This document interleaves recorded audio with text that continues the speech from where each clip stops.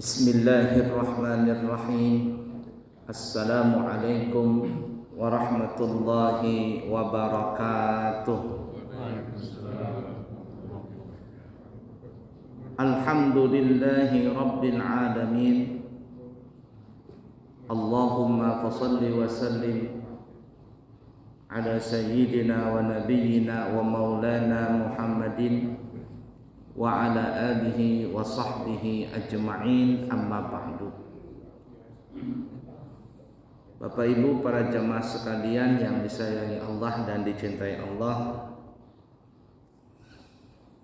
Pondok Pesantren Al-Islami Nurul Anwar, Amburawang Darat, Semboja Barat, Kutai Kartanegara mulai ajaran baru 2024 mempunyai program baru, yaitu memberikan beasiswa kepada dua golongan santri.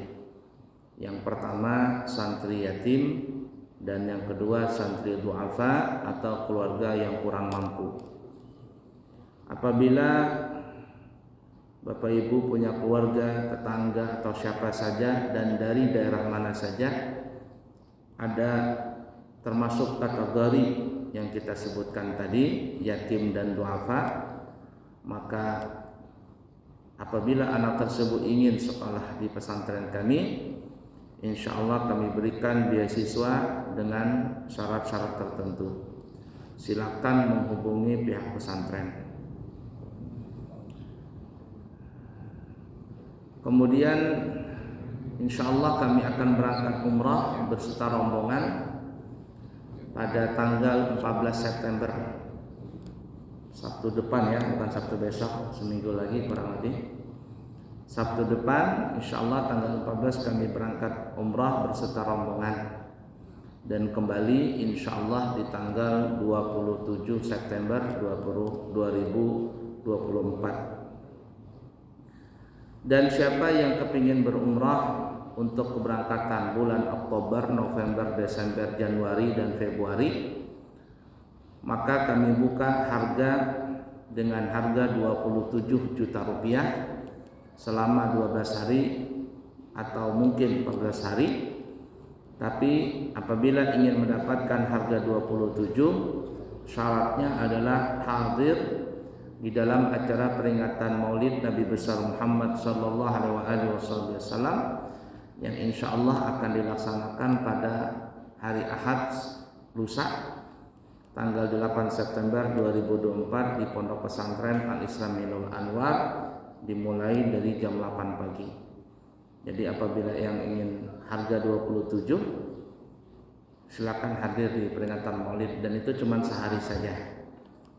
Dan sekaligus kita mengundang seluruh jamaah agar bisa berhadir di acara peringatan Maulid tanggal 8 September nanti atau lusa hari Ahad di pesantren Al-Islami Nurul Anwar, dimulai dari jam 8 pagi. Yang ingin berhaji tahun depan tanpa mengantri, kita ada 3 paket. Yang pertama visa haji dakhili atau visa amil, harganya 250 juta. Visa haji hotel bintang 4 300 juta, dan visa haji hotel bintang 5 harganya 400 juta. Siapa tahu ada yang kepingin berangkat haji, maka insya Allah kami siap membantu dan menyalurkan niat para jamaah semuanya.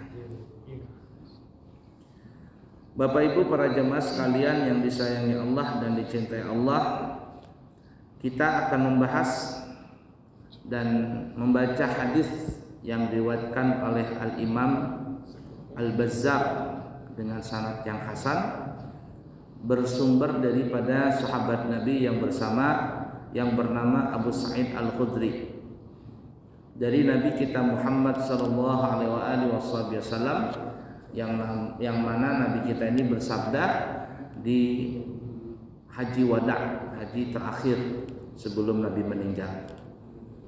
Apa kata Nabi? Nabi bersabda, "Naddarallahu imra'an sami'a maqalati fawa'aha farubba hamili fiqhin laisa bifaqihin. Thalathun la yughallu alaihinna qalbu mri'in mu'minin ikhlasul amali lillahi wal munasahatu li a'immatil muslimin wa luzumu jama'atihim fa inna du'aahum yuhitu min waraihim, yang artinya semoga Allah Subhanahu wa taala membaguskan atau memberikan cahaya kepada seseorang yang orang itu mendengar akan nasihatku. Dia mendengar nasihat Nabi, mendengar sabda Nabi, mendengar hadis-hadis Nabi. Lalu apa? Setelah mendengar dan dia memahaminya, belajar untuk memahami. Kata Nabi, berapa banyak pembawa fikih yang ternyata orang itu tidak ahli dalam ilmu fikih. Ya, berapa banyak orang mengaku ahli fikih tapi nggak ngerti fikih, kata Nabi. Ngaku-ngaku ahli agama tapi ternyata bukan ahli agama. 3 perkara yang karenanya hati seseorang mukmin tidak akan tertimpa dengki. Nah, jadi apabila ada 3 ini, orang mukmin, di hati orang mukmin, maka dia akan terhindar daripada sifat dengki. Apa itu? Yang pertama adalah mengikhlaskan amal karena Allah Ta'ala. Jadi orang yang ikhlas beramal karena Allah Ta'ala, maka dia tidak akan bersarang di hatinya sifat dengki. Ya, sifat dengki tidak ada. Ikhlas karena Allah. Para ulama mengatakan, ulama tasawuf mengatakan ikhlas itu terbagi menjadi 3 tingkatan. Ikhlas nih menjadi 3 tingkatan. Yang pertama ikhlasul awam. Ikhlasnya orang-orang awam, orang-orang kebanyakan. Apa itu? Yaitu orang-orang yang beramal tetapi minta balasan kepada Allah di dunia dan juga minta balasan kepada Allah di akhirat. Ini adalah ikhlasnya orang-orang kita ini. Pada umumnya kita seperti itu. Nah, Nabi tahu keimanan kita, maka berapa banyak amaliyah yang diberikan oleh Nabi, yang Nabi itu memberikan kabar siapa yang mengamalkan amaliyah ini, maka dia akan mendapatkan keberuntungan seperti ini, kata Nabi. Di dunia akan seperti ini, terlebih-lebih di akhirat.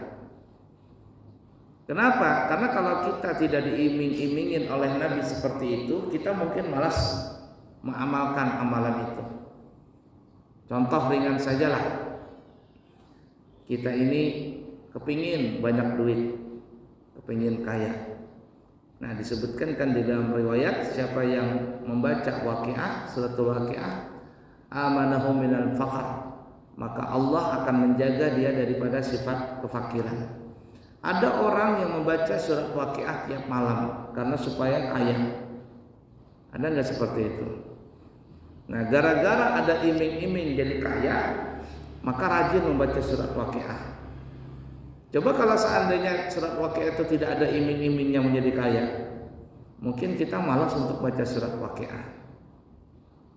Ya nggak kira-kira? Nah, jadi karena ada iming-iming tersebut, lalu kita melaksanakan atau mengamalkan itu. Nah, padahal banyak lagi surah yang lain. Ada surah Jin, ada surah Al-Muzammil, ada surah Al-Mudaththir. Tapi kenapa yang kita baca Waqiah saja? Ya karena tadi diiming-imingin kita akan menjadi kaya kalau baca surah tersebut. Akhirnya baca ya. Jadi yang dibaca cuma Waqiah saja, yang lain enggak.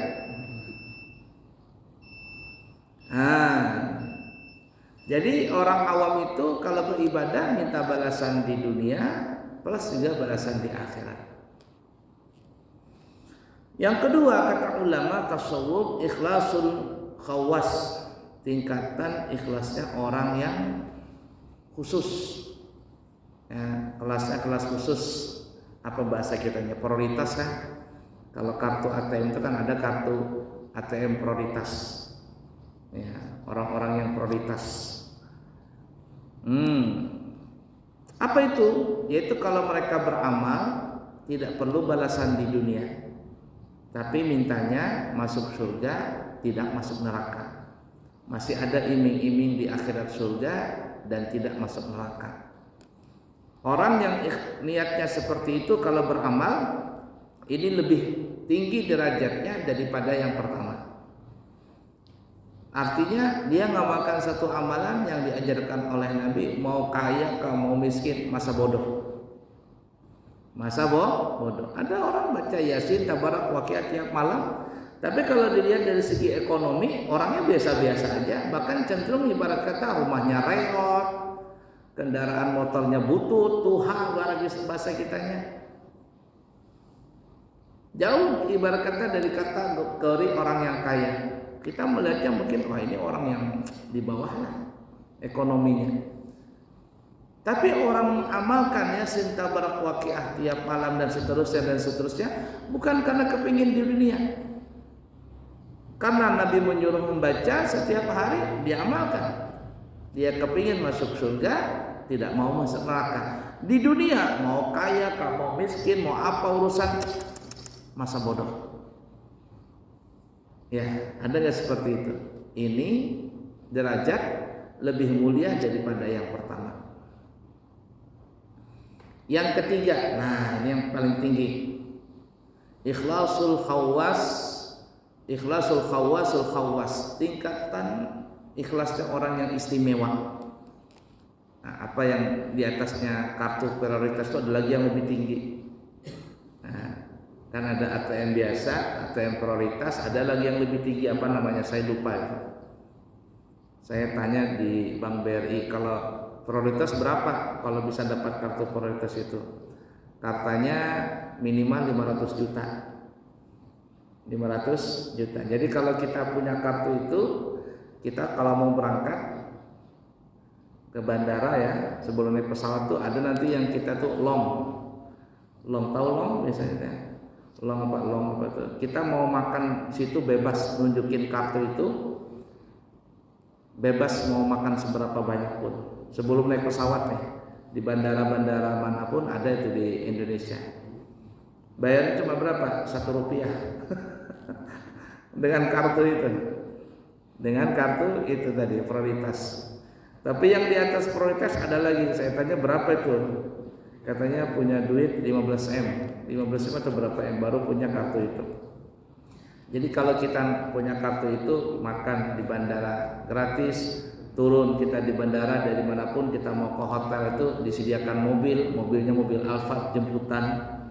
Jadi serba enak begitu.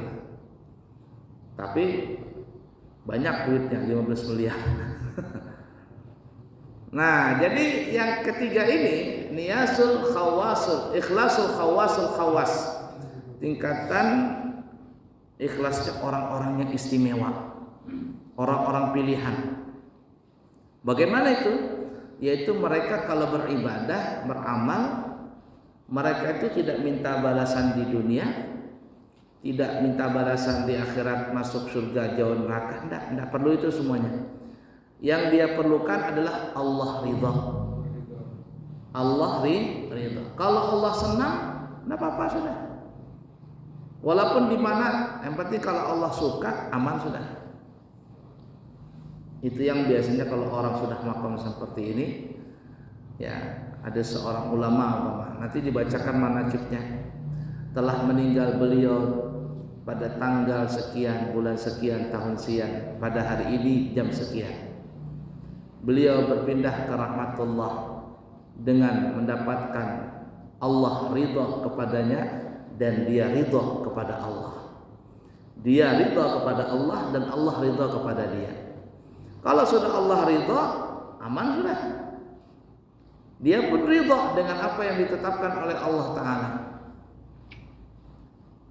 Dia ridha kepada Allah dan Allah ridha kepada dia. Makanya kalau kita baca hadis-hadis ya, Wa an Abi Hurairah radhiyallahu taala anhu, dari Abu Hurairah semoga Allah meridhai dia. Artinya apapun yang dilakukan oleh sahabat itu maka Allah akan ridha kepada dia. Kenapa kok Allah ridha kepada dia? Pasti ada timbal baliknya. Sebelum itu dia ridha kepada Allah. Dia tidak mau urusan dunia, tidak juga perlu di akhirat. Yang penting Allah ridha. Yang penting Allah senang. Ini makam tinggi nih.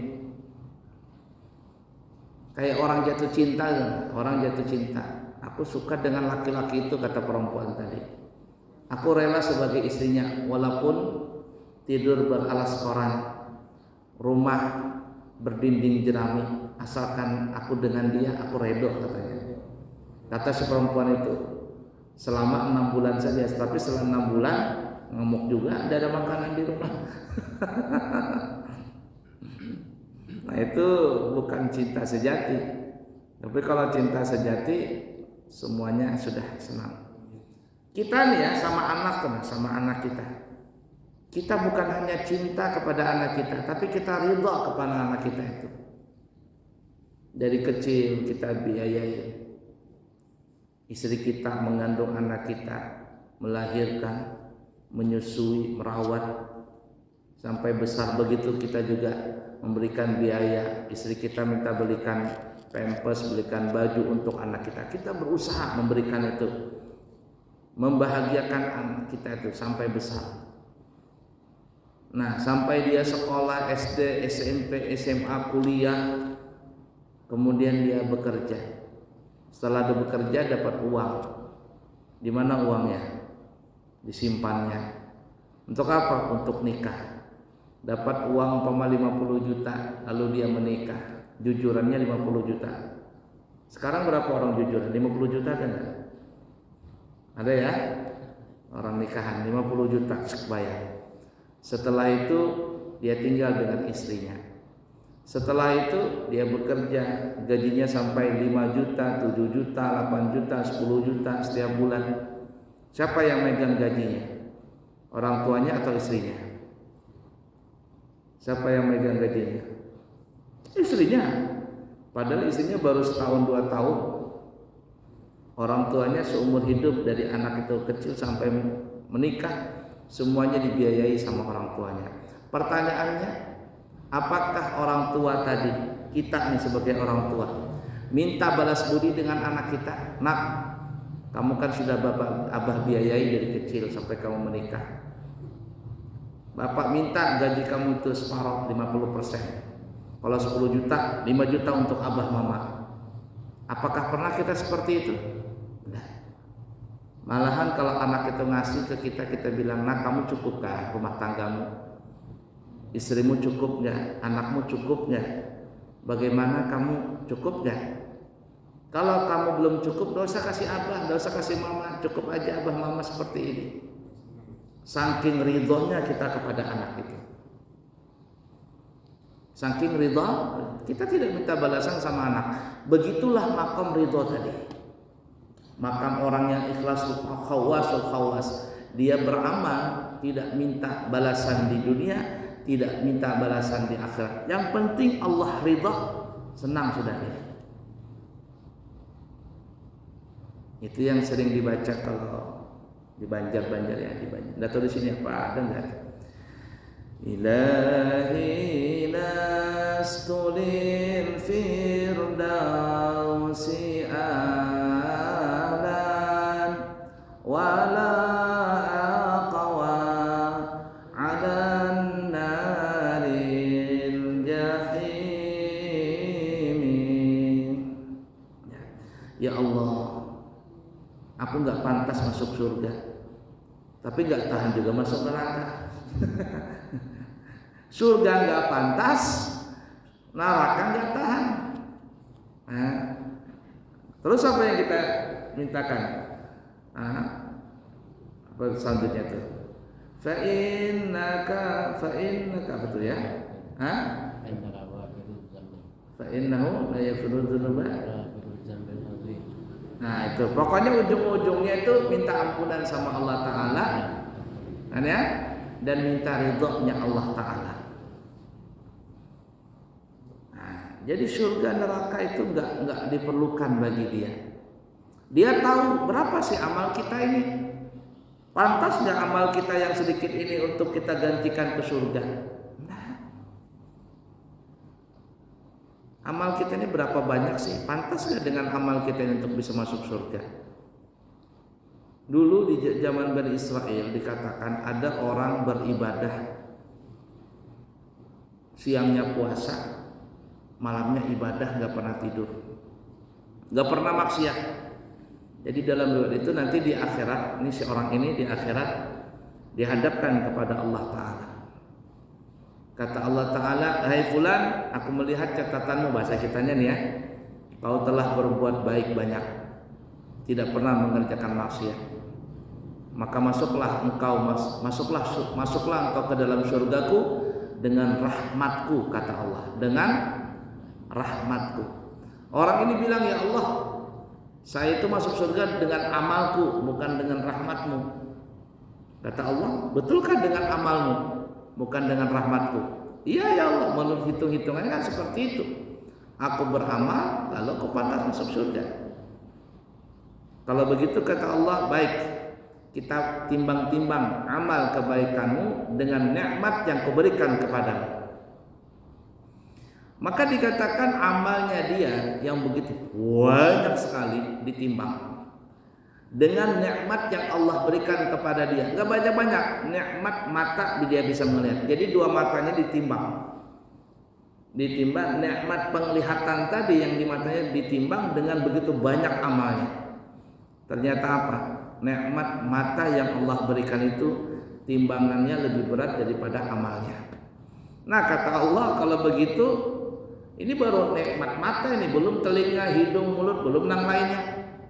Kalau begitu kamu gak pantas masuk surga, masuk neraka aja. Apa dia bilang, ya Allah, ampuni aku, ampuni aku. Aku mengaku, ya Allah, aku masuk surga bukan karena amalku, tapi aku masuk surga karena rahmatmu. Rahmatmu ya Allah. Nah kalau begitu, udkhulul jannah birahmati, masuklah engkau ke surga dengan rahmatku.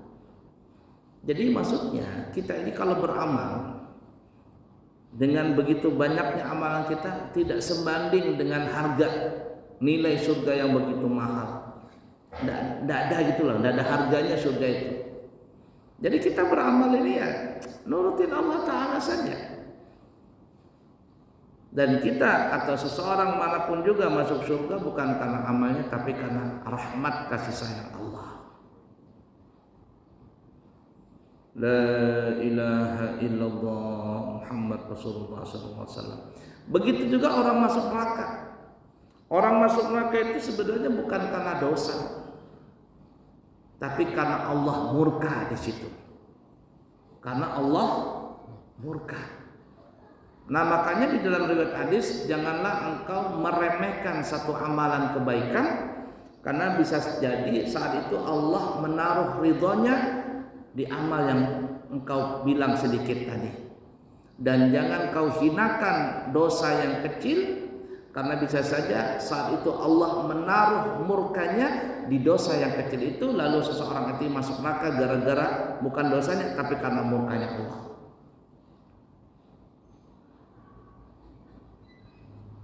Nah itu tuh. Kita lihat dalam riwayat ada seseorang pelacur di zaman Bani Israel, hadis Muslim, hadis Sahih. Seorang pelacur menolong seekor anjing yang sedang kehausan di padang pasir. Dia ambil salapnya, dia lepas salapnya, lalu diambil, dia kasihkan air tadi kepada anjing. Lalu apa yang terjadi? Gara-gara perbuatan itu Allah memandang dengan rahmatnya. Kata bahasa kitanya, perempuan pelacur, karena engkau telah menolong seekor anjing yang kehausan, maka aku ampuni dosamu semua. Apa anjing tadi? Anjing adalah najis mughalladhah. Tapi bukan masalah anjingnya, bukan masalah najis mughalladhahnya, tapi karena si perempuan ini berkasih sayang dengan binatang tadi yang sedang kehausan. remeh sekali amal yang mungkin kita lihat, tapi gara-gara itu Allah masukkan surga dia gara-gara itu. Allah ampuni dosanya, Allah berikan hidayah, lalu masuk surga. Sebaliknya ada seorang perempuan salehah, perempuan baik, tapi dia punya kucing. Kucing itu dikurungnya, nggak dikasih makan, nggak dikasih minum, sampai tersiksa dan akhirnya mati kucing itu. Gara-gara itu si perempuan tadi masuk dalam neraka. Bukan masalah kucingnya, amalnya baik banyak, tapi karena dia meremehkan masalah kasih sayang dengan binatang, maka Allah masukkan dia ke dalam neraka. Allah benci orang yang mengganggu sesama tadi. Jangankan sesama manusia, mengganggu binatang saja Allah benci, apalagi sesama manusia. Nah, udah dipaham kira-kira ya.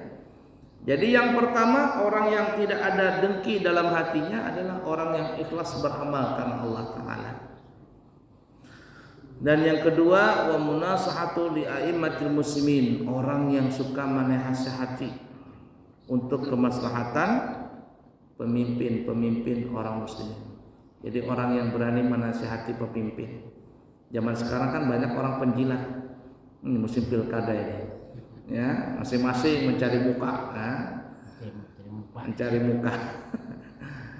Nah, tapi kalau orang yang berani menasihati pemimpin, dia nggak takut dengan pimpinan itu.